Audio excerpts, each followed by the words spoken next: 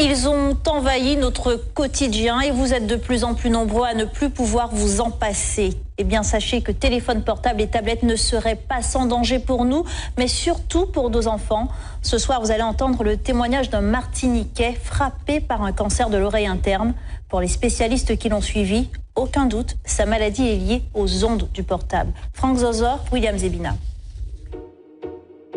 Ces images datent de 1995, c'est Rémi Villa, un nom que vous connaissez. Il a porté haut les couleurs de notre pays, un véliplanchiste, 4 fois champion du monde, 20 fois champion de la Martinique. Mais ce que l'on sait moins, c'est qu'il a été touché il y a quelques années par un cancer, une tumeur à l'oreille interne. Soigné à l'hôpital Pellegrin à Bordeaux, ses médecins lui expliquent que cette tumeur serait liée à l'utilisation du téléphone portable.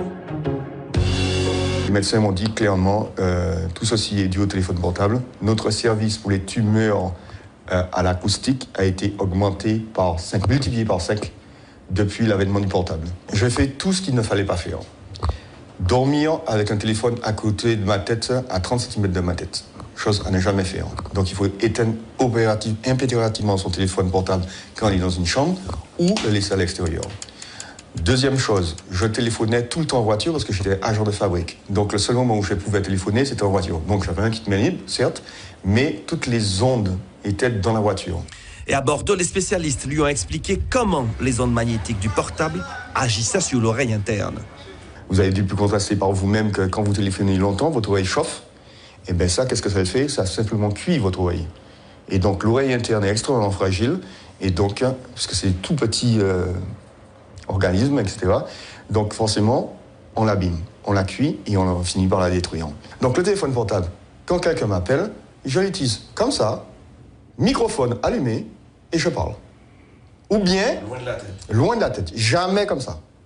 Et puis, il y a les conseils aux parents concernant l'utilisation des portables pour les enfants.